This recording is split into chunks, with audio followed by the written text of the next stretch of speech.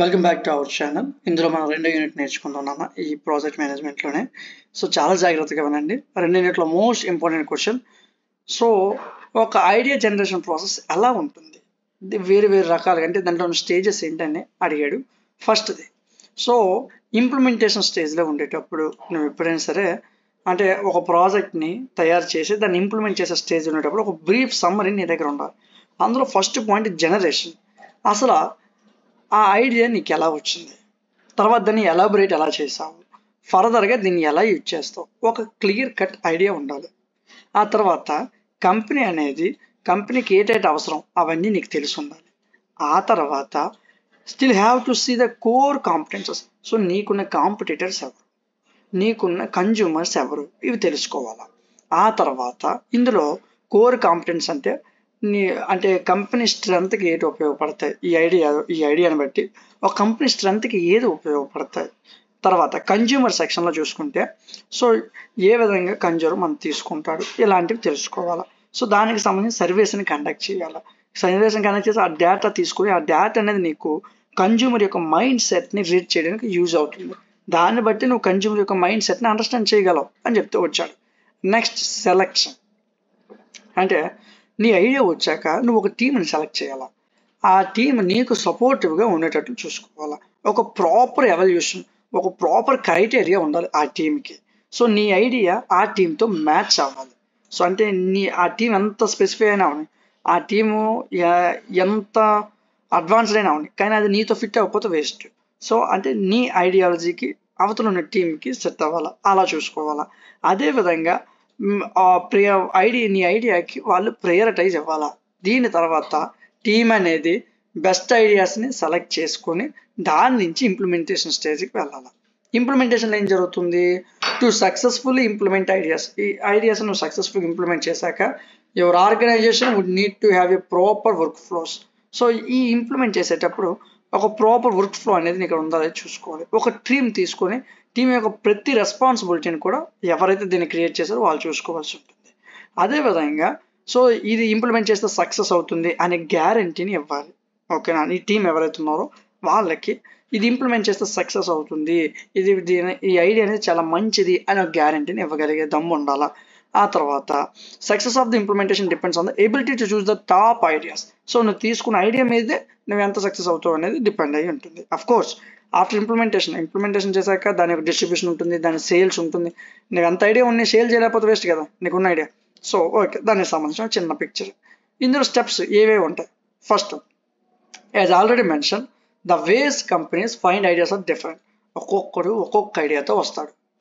But we will see that what are the overall steps. అయితే ఒక company స్థాపించడానికి కావాల్సిన ప్రతి స్టెప్ని ఇక్కడ మాట్లాడుకుందాం అని చెప్పాడు. థామస్ ఎడిసన్ అనే అతను streamline set of steps for the idea generating process. ఒక ప్రాసెస్కి థామస్ ఎడిసన్ అనే అతను ఒక పద్ధతి చెప్పాడు. So this is often used by product building. దీన్నే ప్రొడక్ట్ ఎలా బిల్డ్ చేయాలి, టీంని ఏ విధంగా మార్కెటింగ్ చేయాలి అనేది చెప్పాడు. ఫస్ట్ దీని గురించి ఒక సమ్మరైజ్గా చెప్పాడు. ఎనేబుల్. ఫస్ట్ పాయింట్ ఏంటి, ఎనేబుల్ అంటే నీ ఫీల్డ్లోని అసలు నువ్వు ఏ ఇన్నోవేషన్ చేయాలనుకుంటున్నావు, ఏది డెవలప్ చేయాలని ఒక క్లారిటీ ఉండాలి. డిఫైన్. ఈ స్టేజ్లో అసలు దానికి ఉన్న అవసరాలు ఏంటి, నీడ్స్ ఏంటి తెలుసుకోవాలి. మూడోది ఇన్స్పైర్. నువ్వు ఎక్కడి నుంచి ఇన్స్పిరేషన్గా తీసుకున్నావు ఈ ఐడియాని, అంటే ఈ ఐడియాని ఇంకొక దగ్గర ఎవరికో సక్సెస్ అయినా ఉండవు, ఎక్కడి నుంచి ఇన్స్పిరేషన్ తీసుకున్నావు.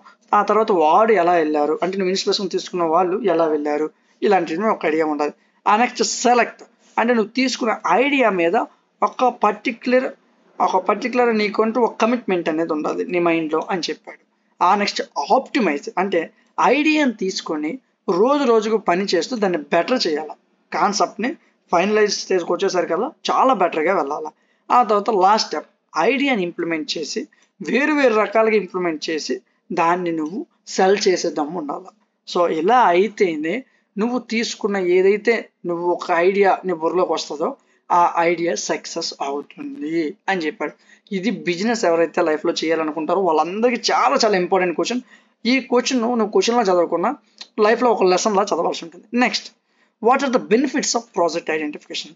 ప్రాజెక్ట్ ఐడెంటిఫికేషన్ చేయడం వల్ల వచ్చే మనకి బెనిఫిట్స్ ఏంటి. First, critical success factors. You identify the objective essential of success factors which will then, అంటే ఏం లేదన్న, ఎవరైతే ఈ ఏదైతే ఒక ప్రాజెక్ట్ని ఐడెంటిఫై చేసేటప్పుడు వాళ్ళు దేన్ని పాయింట్అవుట్ చేయాలంటే మేనేజ్మెంట్ అటెన్షన్ని, అదేవిధంగా ఒక ఆర్గనైజేషన్ అంటే దాని గోల్స్ని రీచ్ అవ్వడానికి చూసే ఆర్గనైజేషన్ వాళ్ళు ఐడెంటిఫై చేసుకోవాలి. నెక్స్ట్ డెవలపింగ్ కేపీఐస్, అంటే one of the best way to this by measuring matrices and key performance indicators. So ఈ రెండింటిని వాడుకొని సో నువ్వు ఏది అచీవ్ చేయాలనుకుంటున్నావు, కేపీఐస్ అంటే డైరెక్ట్గా నీ గోల్ ఏంటి, నీ ఆబ్జెక్టివ్ ఏంటి అనే దానికి రిలేట్ అయి ఉంటుంది. ప్రివెంట్ హైండ్రాన్సెస్, అంటే కరెక్ట్ ప్రాజెక్ట్ ఐడెంటిఫికేషన్, అంటే ప్రాజెక్ట్ కరెక్ట్గా నువ్వు పిక్ చేసుకునే క్యాపబిలిటీ నీలో ఉండాలి. సో కరెక్ట్గా పిక్ చేసుకుంటే నువ్వు కరెక్ట్గా సక్సెస్ అయిపోతావు. If crucial requirement have been overlooked in the identification phase, ఎప్పుడైతే నువ్వు ఐడెంటిఫికేషన్ స్టేజ్లో ఉంటావో అప్పుడే నువ్వు దాని యొక్క లిమిటేషన్స్ ఏంటి, దాని తర్వాత ఎలా ఎగ్జిక్యూట్ చేయాలి, ఇది సక్సెస్ అవుతుందా లేదా, ఇలాంటివన్నీ కూడా నువ్వు ముందే క్యాలిక్యులేట్ చేసుకోవాలి. Next save costs. ఎర్లీ స్టేజ్లో నీకు అది 50 రూపాయలకి అయిపోద్ది అనిపిస్తుంది, కానీ నువ్వు వెళ్తున్న కొద్దీ అది 150 రూపాయలు అయిపోద్ది. సో అంటే నువ్వు ఆ మనీని కూడా కరెక్ట్గా మేనేజ్ చేసేటట్టు ఉండాలి. బల్క్ క్వాంటిటీలో నువ్వు ఏదైనా రిసోర్స్ ఇచ్చావు థర్డ్ పార్టీ వాళ్ళకి, వాటి discount prices, money saving, long run, ఇలాంటివన్నీ ఉంటాయి. సో మార్కెట్లో ఇవన్నీ చూసుకొని మనీని సేవ్ చేయగలగాలి. స్మూత్ ఫంక్షనింగ్, ప్రాజెక్ట్తో స్మూత్ ఫంక్షనింగ్ ఉండాలి. Next identify risks. Project manager అనేవాడు ఖచ్చితంగా ప్రాజెక్ట్లో ఉన్న రిస్క్స్ని ఐడెంటిఫై చేయాల్సి ఉంటుంది. ఒకటి డాక్యుమెంటేషన్ రివ్యూస్. సో డాక్యుమెంట్ అనేది క్లియర్గా లేకపోయినట్లయితే, అంటే నువ్వు డాక్యుమెంటేషన్లో చాలా జాగ్రత్తగా క్లియర్గా ఉండాలి, అర్థం అవడానికి కూడా ఈజీగా ఉండాలి. It can either be done by the project manager, అయితే ప్రాజెక్ట్ మేనేజర్ అయినా చేస్తారు లేదా వాడి దగ్గర టీమ్ అయినా చేస్తారని చెప్పారు. Next gathering information. ఈ రిస్క్ మేనేజ్మెంట్ ఇందులో దీన్ని ఒక టీం తీసుకోవాలి. ఈ రిస్క్ మేనేజ్మెంట్కి ఒక టీం కన్సల్ట్ అయ్యి సో నీ డాక్యుమెంట్స్ అన్ని ఇచ్చి రిస్క్స్ని ఐడెంటిఫై చేయమని చెప్పి ఆ రిస్క్ని ప్రెడిక్ట్ చేశాక ఆ రిస్క్ నుంచి బయటపడడానికి, అక్కడ వరకు వెళ్ళకుండా ముందే జాగ్రత్త పడడానికి ప్రివెన్షన్స్ తీసుకోవాలి. Next brain storming. సో అంటే ఇప్పుడు ఈ బ్రెయిన్ స్ట్రామింగ్ అనేది ఎలాంటిదంటే helps people from different domains come up with new ideas. ఒక్కొక్కడు ఒక్కొక్క ఐడియాతో వస్తారు. నేను ఒకలా చెప్తే ఇంకోలా చేస్తారు, ఇంకోలా చేస్తారు. అలా కాదు, ఒక్కరి మాట మీద వెళ్ళాలి. అంటే people can imagine any potential rings that can arise based on the knowledge and experience. So అంటే అక్కడ ఉన్న వాళ్ళ నాలెడ్జ్ని ఎక్స్పీరియన్స్ని బేస్ చేసుకొని వాళ్ళు చెప్పే విధంగా మనం ముందుకెళ్ళాలి. Check list. ఆ తర్వాత ఏ రిస్కులు మన దగ్గరికి వచ్చాయి, దాన్ని ఎలా సాల్వ్ చేయొచ్చు, ఇలాంటివన్నీ కూడా చెక్ లిస్ట్ చేసుకోవడానికి టిక్ చేసుకోవాలి. ఆ తర్వాత స్వాట్ అనాలిసిస్. అంటే నీ కంపెనీ యొక్క స్ట్రెంగ్త్ ఏంటి, నీ కంపెనీ యొక్క వీక్నెస్ ఏంటి, నీకు లైఫ్లో ఎలాంటి ఆపర్చునిటీస్ ఉన్నాయి, లైఫ్లో ఎలాంటి థ్రెట్స్ రావచ్చు, ఇవన్నీ కూడా నువ్వు ముందే అనాలిసిస్ చేసుకోవాలి ఆ కంపెనీకి సంబంధించి. ఆ తర్వాత ఇవన్నీ నీకు అనాలిసిస్ అయితే నువ్వు గ్రోత్ అవడం కోసం కొత్త ఐడియాస్ నువ్వు తీసుకురావచ్చు నీ బిజినెస్లో అని చెప్తూ వచ్చావు. So last financial feasibility. అంటే it is ability to propose business or investment to generate positive cash flow and meet other financial objects. ఈ ఫైనాన్షియల్గా ఏ విధంగా స్టేబుల్గా ఉండాలి, ఒక బిజినెస్లో ఫైనాన్షియల్గా ఏ విధంగా స్టేబుల్గా ఉండాలి, లేదా ఇన్వెస్ట్మెంట్ చేసినా ఏ విధంగా స్టెబిలిటీని మెయింటైన్ చేయాలనే దాని గురించి మాట్లాడుతున్నాడు. So it is determined by calculating the projected cost. So ఆ ప్రాజెక్ట్ కాస్ట్ ఏంటి, దాని యొక్క రెవెన్యూ ఎంత, ఇవన్నీ కూడా సో నీకు ఎంత వస్తుంది, ఇవన్నీ కూడా నీకు తెలిసి ఉండాలి. నెక్స్ట్ ఇందులో మెనీ ఫ్యాక్టర్స్ ఉంటాయి, అవి ఫైనాన్షియల్ ఫీజిబిలిటీని ఎఫెక్ట్ చేస్తాయి. సైజు, అంటే ప్రాజెక్ట్ సైజుని బట్టి, ఇప్పుడు 1 కిలోమీటర్ బిజ్ చేసింది అనుకున్నాం, 5 కిలోమీటర్ బిజ్ చేసింది తేడా ఉంటుంది కదా. సో అవన్నీ కూడా చెక్ చేసుకోవాలా. అక్కడున్న మార్కెట్ కండిషన్, ఒక్కొక్క దగ్గర సిమెంట్ ఒక్కొక్క రేట్ ఉంటుంది, ఒక్కొక్క దగ్గర ఇనుము ఒక్కొక్క రేట్ ఉంటుంది. సో ఆ యొక్క మార్కెట్ కండిషన్స్ని తెలుసుకోవాలా. అక్కడున్న కంపెనీ యొక్క ఫైనాన్షియల్ రిసోర్స్ తెలుసుకోవాలా. నువ్వు బిడ్డింగ్ ఏమో 100 కోట్లకి ఇచ్చావు, కంపెనీ యొక్క ఫైనాన్షియల్ సిచ్యువేషన్ ఏమో 50 కోట్లు, అప్పుడు నువ్వు ఆ ప్రాజెక్ట్ చేయలేవు కదా. సో అలాగా కంపెనీ యొక్క ఫైనాన్షియల్ రిసోర్స్ కూడా నీకు తెలిసి ఉండాలా. సో కంపెనీ యొక్క ఫైనాన్షియల్ ఛాలెంజెస్ కూడా నీకు తెలిసి ఉండాలా. ఇవన్నీ ఉంటేనే నువ్వు ఫైనాన్షియల్గా స్టేబుల్గా నీ కంపెనీని రన్ చేయగలవు. నెక్స్ట్ జనరల్గా మాట్లాడుకుంటే ఇందులో 3 రకాలు ఉంటాయి. ఒకటి financial projection, 2 cash flow analysis, profitability analysis.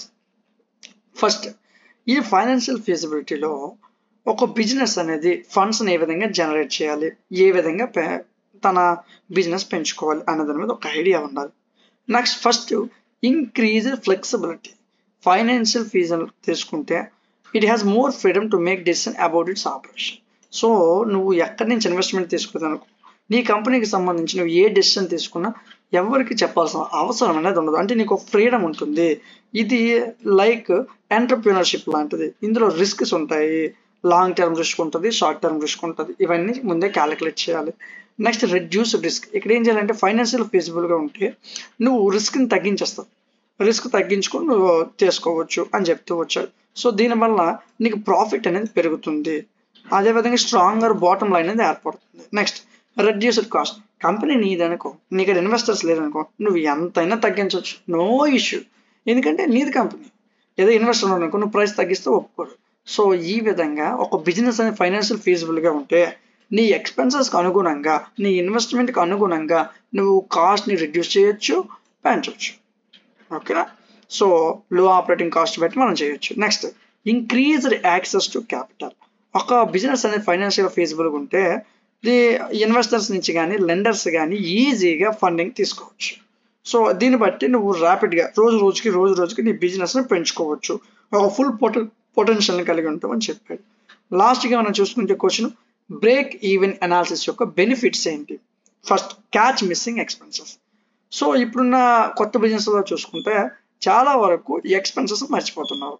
ఈ బ్రేక్ ఈవెన్ అనాలిసిస్ అనేది ఏం చేస్తుందంటే నీకు ఫైనాన్షియల్ కమిట్మెంట్స్ ఏంటి అవన్నీ ఫిగర్ అవుట్ చేసి నువ్వు number of surprise down the road or at least prepares a company for them. So ఈ బ్రేక్ ఈవెన్ పాయింట్స్ని పట్టుకొని సో నీవు ఒక కంపెనీని ఎలా రన్ చేయాలి అనేదాన్ని ప్రిపేర్ చేయడానికి ఈ క్యాచ్ మిస్సింగ్ ఎక్స్పెన్స్ అనేది యూజ్ అవుతుంది. Next revenue targets. Set revenue targets.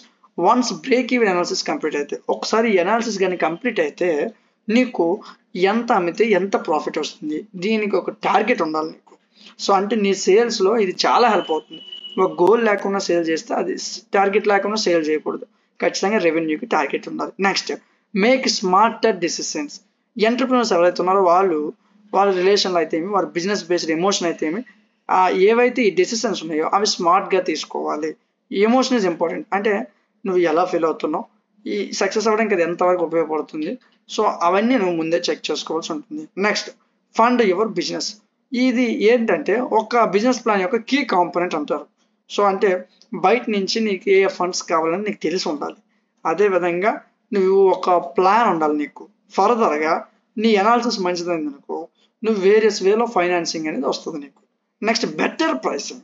So ఈ బ్రేక్ ఈవెన్ పాయింట్ అనేది ఒక ప్రోడక్ట్కి దాని యొక్క కాస్ట్ ఎంత పెట్టాలి అనే ఐడియా నీలో ఉండాలి ఖచ్చితంగా. ఇది ఇది దేనికి హెల్ప్ అవుతుంది? Highly it is useful for providing the better price of your product that can fetch maximum profit without increasing the existing price. So నీకడ ఉన్న ప్రైస్ని నువ్వు పెంచకుండానే మాక్సిమం ప్రాఫిట్ నువ్వు తీసుకురావచ్చు. ఓకేనా? Next cover fixed cost. ఈ బ్రేక్ ఈవెన్ అనాలిసిస్ని యూజ్ చేసుకుని ఒక ఫిక్స్డ్ కాస్ట్ నువ్వు ఇక్కడ ప్రొవైడ్ చేసుకోవాల్సి ఉంటుంది. సో ఇది మీకు ఈ సెకండ్ యూనిట్ నాన్న. సో చాలా జాగ్రత్తగా నేర్చుకోండి. ప్రతి పాయింట్ బై పాయింట్ నేర్చుకోవాలి. వెరీ సింపుల్ అన్న. ఎవరైతే బిజినెస్ చేయాలనుకుంటున్నారో వాళ్ళందరికీ ఈ క్వశ్చన్స్ పెద్ద కష్టమేం కాదు. ఎందుకంటే ఇవన్నీ కూడా జనరల్ క్వశ్చన్స్. ఓకేనా? నెక్స్ట్ క్లాస్లో మనం యూనిట్ 3తో కలుద్దాం. Thank you.